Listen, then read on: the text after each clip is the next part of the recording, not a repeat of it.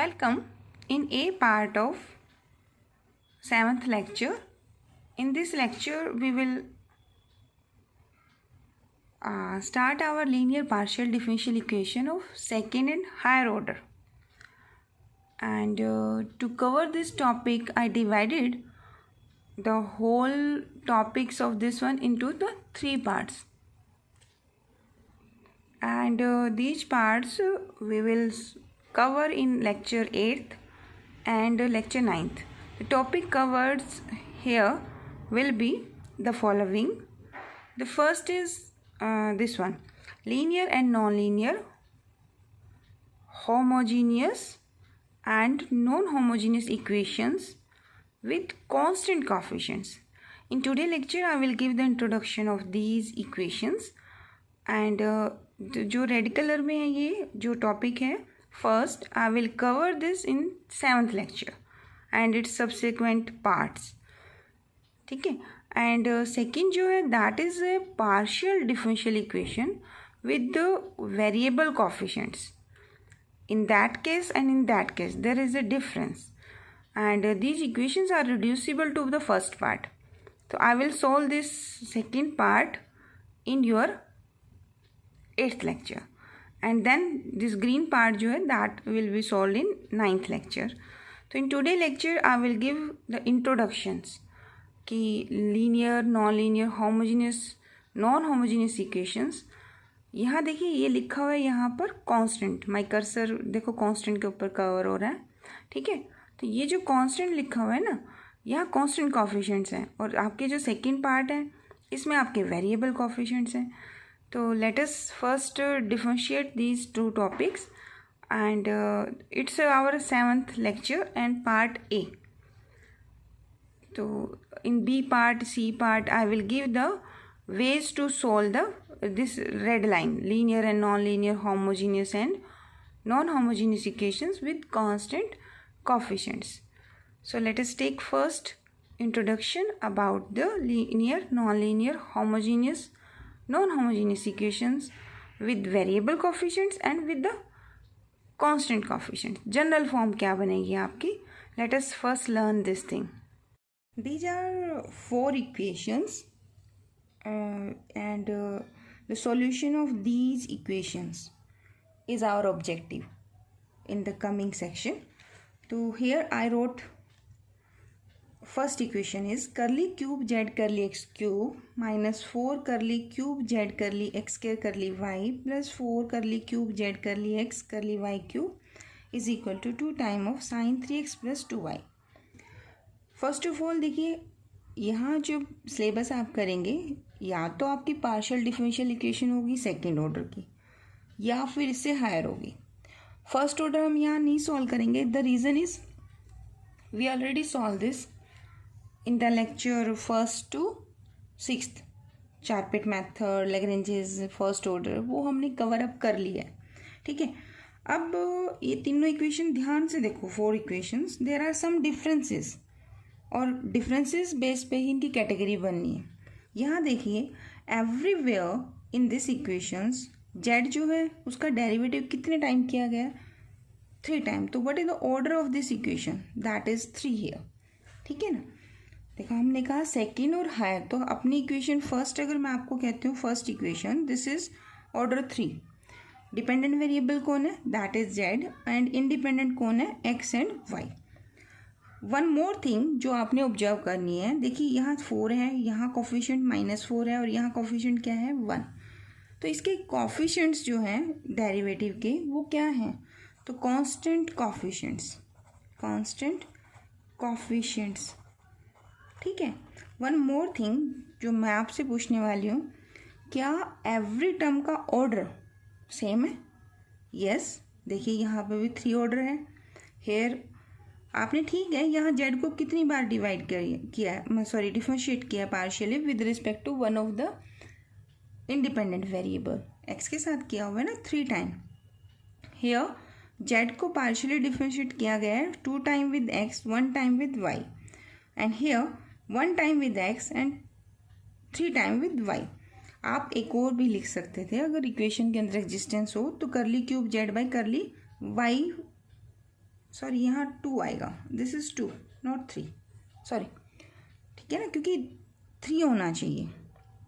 तो अगर आपकी पार्शियल डिफरेंशियल इक्वेशन इस फॉर्मेट की है, देखो ये कॉफिशिएंट कांस्टेंट है, अच्छा लीनियर भी है, लीनियर कैसे कहा ये आपको आना चाहिए क्योंकि 6 लेक्चर हम कर चुके हैं। Linear partial differential equation first lecture के ए पार्ट और बी पार्ट में मैंने आपको बताया था कि dependent variable and its derivative कहीं पर भी मल्टीप्लाई में एग्जिस्ट नहीं है। एवरी टर्म में आपका डिपेंडेंट सिंगल टाइम है, it is not multiply by Z. अगर मैं यहाँ जेड लिख देती हूँ तो जेड और जेड क्यूब आ जाएगा, जेड का 3 टाइम डेरिवेटिव, तो इसका डेरिवेटिव और जेड मल्टीप्लाई हो जाएंगे, in that case it is not linear. But here देखिए in this term only z here, in this term z का 3 टाइम डेरिवेटिव है, 3 टाइम डेरिवेटिव है, आप प्लस जेड भी कर सकते थे, ठीक है। तो this is a linear differential equation of order 3 with constant coefficient. एक वर्ड रह गया जो मैंने आपको बोला था कि 7th लेक्चर में हम ऐसे क्वेश्चंस करेंगे, वो था homogeneous. Here every term contains equal, same order है आपका एवरीवेयर जेड का, तो order is same, order of derivative of dependent variable, derivative of किसका, जेड का, वो सेम है एवरी टर्म में, जिसमें आपका डिपेंडेंट वेरिएबल है उस टर्म में ये सेम है, यहाँ जरूरी नहीं है, ठीक है। तो यहाँ पे डेरिवेटिव सेम है तो you can say this is homogeneous, this is homogeneous partial differential equation of order 3 with constant coefficients, ठीक है। अब मैंने बोला कि ऑब्जेक्टिव क्वेश्चंस अगर आपको ये दे दें, ऑप्शन में ये वाला दे दें और पूछ लें इनमें से कौन सी ये वाली है, तो आप इसको टिक करेंगे, ठीक है। Now come to the second question. Second में देखिए जेड मैंने इधर लिखा है, you can write this on the left hand side. तो अगर मैं इसको लेफ्ट हैंड साइड करती हूँ तो माई इक्वेशन विल बी, आप इसको ऐसे भी लिख सकते हैं, देखिए जेड का पहले किसके साथ किया गया डेरिवेटिव, वाई के साथ, फिर किसके साथ किया है, एक्स के साथ, plus this is Z of X, this is minus Z of Y, minus of Z is equal to X of Y. If in place of this notation on the left hand side, ये वाली जो notation है, अगर इनके place पे if I write this one, बात equivalent ही है, ठीक है। अब यहाँ ऑब्जर्व कीजिए, क्या ये लीनियर है, देखिए जेड का 1 डेरिवेटिव है, जेड का डेरिवेटिव, जेड का derivative Z, no term here which contains the product of Z and its derivative, ठीक है ना। तो इसका नेचर कैसा है, ये भी लीनियर है आपका, 1 स्टेप क्लियर। इसका ऑर्डर कितना है, हाईएस्ट ऑर्डर इसका सेकंड एग्जिस्ट कर रहा है, तो ऑर्डर आपका 2 है। क्या every term of partial derivative contain same order, no. ये देखिए यहाँ तो ऑर्डर डिफरेंशिएट है ही नहीं, यहाँ फर्स्ट ऑर्डर है, सेकंड ऑर्डर है, तो ऑर्डर इज नॉट सेम। तो ऑर्डर सेम है तो होमोजीनियस है, ऑर्डर सेम नहीं है तो इट इज नॉन होमोजीनियस, ठीक है, दिस इज नॉन होमोजीनियस। अब ये देखना है कि कॉफिशिएंट कैसे हैं। वन मोर थिंग, कॉफिशिएंट देखिए यहाँ पे क्या कहीं एक्स वाई है, नहीं है ना, एक्स और वाई अगर यहाँ एक्स लगा दें तो कॉफिशिएंट वेरिएबल हो गया। तो अभी आपके क्वेश्चन में क्या है, constant coefficients, this is constant coefficients. तो ये किस टाइप की इक्वेशन का एग्जांपल है, this is partial differential equation of order second which is non homogeneous and constant coefficients, clear. अब आइए अपने थर्ड एग्जांपल पे। अब यहाँ देखिए ये डेरिवेटिव कितना है, सेकंड, ये कितना है, सेकंड, ये कितना है, फर्स्ट, और साथ में ये तो एक्स से मल्टीप्लाई है। अगर ये यहाँ जेड होता ना तो प्रॉब्लम हो जानी थी, इन दैट केस ये लीनियर नहीं होता, बट यहाँ एक्स है, जेड तो नहीं है ना मल्टीप्लाई में, अगर जेड होता तो जेड और उसके डेरिवेटिव एग्जिस्टेंस में आ गए तो it becomes non linear, but here यहाँ क्या है, only x, so this is linear, तो लीनियर तो ये है, ठीक है। अब मुझे आप बताइए कि क्या ये होमोजीनियस है, नो। देखिए यहाँ फर्स्ट ऑर्डर डेरिवेटिव, यहाँ सेकंड है, यहाँ सेकंड है, तो नॉन होमोजीनियस है। कोफिशिएंट कैसे हैं इसके, दे आर वेरिएबल, तो this is non homogeneous,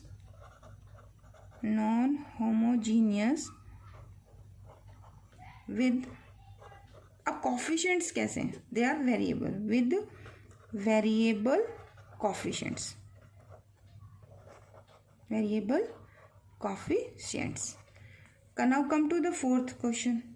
fourth में क्या है, curly square Z curly X square minus curly Z by curly Y minus of Z. Again order क्या है इसका, दैट इज सेकेंड। आप यहाँ पे भी ऑर्डर कह सकते हैं, यहाँ पर ऑर्डर क्या है, सेकेंड ऑर्डर है। यहाँ देखिए 1 है, यहाँ भी 1 है और यहाँ भी 1 है, तो इसका मतलब आपके कॉफिशिएंट्स तो कैसे हैं, कांस्टेंट है, with constant coefficients.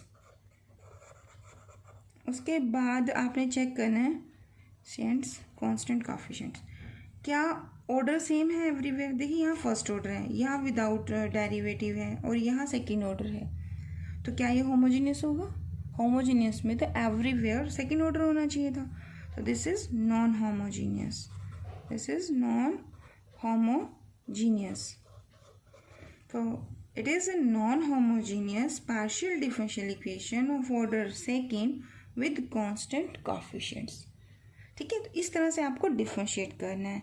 In 7th lecture हम इस टाइप की इक्वेशन के सॉल्यूशंस करेंगे एंड यहाँ पर भी बहुत सारे केसेस होंगे, इसके कॉरेस्पॉन्डिंग कुछ कॉम्प्लीमेंट्री सॉल्यूशन मिलेगा, राइट हैंड साइड से पर्टिकुलर इंटीग्रल मिलेंगे, तो वो हम नेक्स्ट लेक्चर में करेंगे। तो फर्स्ट अगर एग्जाम में आ जाता है कि linear partial differential equation of second and higher order लिखनी है आपको, and it is homogeneous, non homogeneous, with constant coefficient, without constant coefficients, तो let us take the general definitions. I think ये एग्जाम्पल आपको क्लियर होगा। आप एक काम करना, बुक से थोड़ा 1-2 क्वेश्चन लिख के उनके क्लासिफिकेशन कर लेना कि किस टाइप की इक्वेशंस हैं, क्योंकि हमारे पास इन द होल सिलेबस जो यूनिट आपकी है उसमें सारे सॉल्यूशंस आपको करने हैं।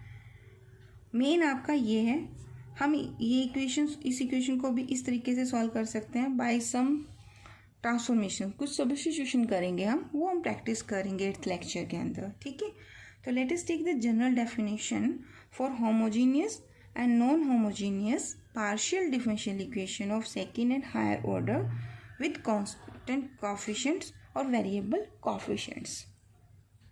फर्स्ट राइटिंग जनरल फॉर्म की partial differential equation of second and higher order. तो जनरल फॉर्म मैंने एन ऑर्डर के उठा लिए। अब जैसे क्वेश्चन करेंगे तो सेकेंड ऑर्डर होगा, थर्ड ऑर्डर होगा, फोर्थ ऑर्डर, तो I am taking n order. तो एन ऑर्डर के लिए तो फर्स्ट जेड का nth डेरिवेटिव देखो, एन के साथ एक्स के साथ कर दिया, कोएफिशिएंट मल्टीप्लाई कर दिया ए नोट, फिर प्लस लिया। अब एन ऑर्डर का और पॉसिबिलिटी क्या है, एक्स की n-1 इंटू करली बाई करली वाई, मतलब यहाँ जेड का डेरिवेटिव n-1 टाइम किया गया with respect to X and 1 time with Y, तो टोटल कितने डेरिवेटिव हो गए n, a1। ऐसे करते करते लास्ट में इसको डिक्रीज करते हुए चले जाएंगे, इसको y को इंक्रीज करते हैं, तो लास्ट n डेरिवेटिव क्या होगा जेड का, दैट इज y की n। तो here I wrote n+1 terms. ठीक है, तो ये जनरल हो गया। अब a नोट, a1, a2 ये क्या है, ये आपके function of x and Y भी हो सकते हैं और कांस्टेंट भी हो सकते हैं depending upon the type of equation. तो हम तो अभी जनरल ले रहे हैं, तो I am writing linear partial differential equation of second and higher order.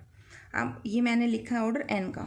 अब इसमें नेक्स्ट टर्म और क्या होंगे, ये तो एन ऑर्डर की है, n-1 ऑर्डर की भी होंगी, तो वो हम कैसे लिखें, I am starting with Z का n-1th डेरिवेटिव, मैंने पहले एक्स के साथ ही लिख दिया, this is not here, Y नहीं है।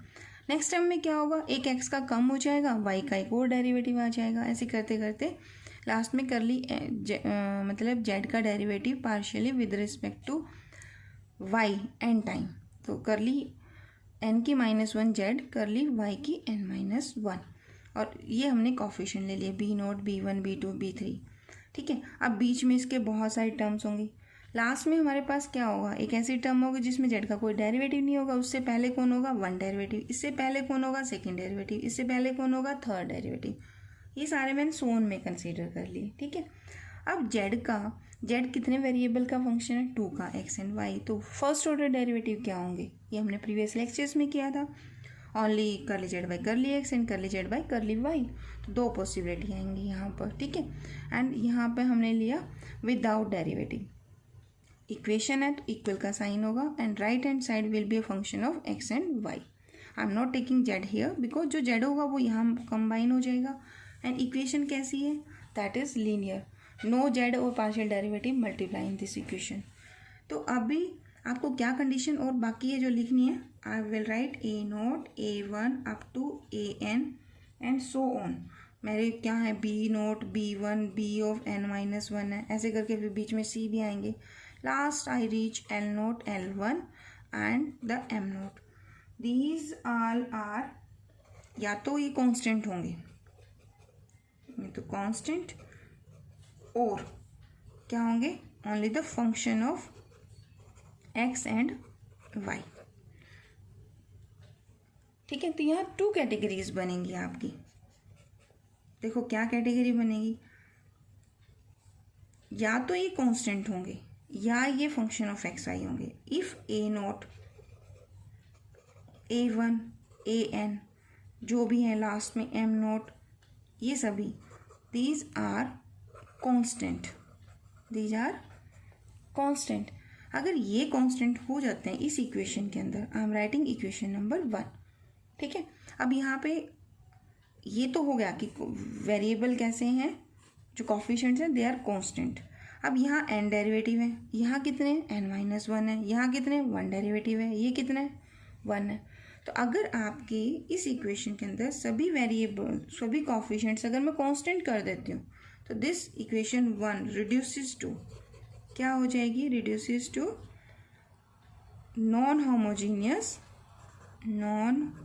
Homogeneous linear partial differential equations of order n with constant coefficients. ठीक है, constant coefficients. And if I said कि कोई एक भी अगर इनमें से ना फंक्शन ऑफ एक्स वाई हो जाए या सभी हो जाए, तो if the coefficients are function of x and Y, in that case this is again non homogeneous होगा, पार्शियल डिफरेंशियल इक्वेशन होगा, लीनियर भी होगा, बट विद वेरिएबल कोफिशिएंट्स. ठीक है, तो इफ A0 ये कोफिशिएंट डिसाइड करेंगे कि यहाँ पर आपका वेरिएबल कोफिशिएंट्स हैं या कांस्टेंट कोफिशिएंट्स हैं. तो this are functions of x and Y. Then this one is partial differential equation of order n होगा, नॉन होमोजीनियस होगा, विद ये नॉन होमोजीनियस कर लो, विद कोफिशिएंट कैसे हो गए हम हमारे, with variable coefficients. Variable coefficients 2 category बन गई. अब इन 2 कैटेगरीज में भी डिपेंड करता है क्या, अगर यहाँ पर ऑर्डर n है और एवरी टर्म का ऑर्डर n है, in that case this is homogeneous, otherwise this is non homogeneous. ठीक है, इन दिस वन जिसमें मैंने कहा कि फंक्शंस ऑफ एक्स वाई है तो कोफिशिएंट तो वेरिएबल हमारे हो गए. नाउ अगर एवरी टर्म जो भी आपकी इक्वेशन बनती है अगर सभी टर्म का ऑर्डर सेम है, in that case this is homogeneous, otherwise it is non homogeneous. Let us take example. मैं लिख रही हूँ linear homogeneous partial differential equation of order n. हम ऑर्डर लेते हैं n और नाम क्या लिखा है मैंने इसका, linear homogeneous partial. As I said homogeneous यानी कि every terms order should be same, और मैंने ऑर्डर क्या फिक्स कर दिया n. तो दिस इज A0 A1 करली n. अब डेरिवेटिव तो एवरी टर्म का n होगा, यहाँ n है तो यहाँ पे एक काम कर देते हैं इसे और यहाँ पर पार्शियली y के साथ भी कर देते हैं. देन A2 करली n z करली x की n-2 करली of y and plus so on. Last में लिख देते हैं n करली n z. अब एक डिमिनिश किया है वो एक इंक्रीज किया है तो y की n, and this is function of x and y. ठीक है, अब यहाँ पे 2 कैटेगरी बनेगी विद कांस्टेंट कोफिशिएंट और वेरिएबल कोफिशिएंट्स. तो अगर आपके A0, A1, A2, AN these are constants, अगर ये कांस्टेंट हैं तो ये बनेगा आपका linear homogeneous partial differential equation. क्योंकि देखो ना, होमोजीनियस तो है हर जगह, एन डेरिवेटिव है, तो linear homogeneous partial differential equation. अगर कोफिशिएंट कांस्टेंट है तो हम कहेंगे विद कांस्टेंट कोफिशिएंट्स।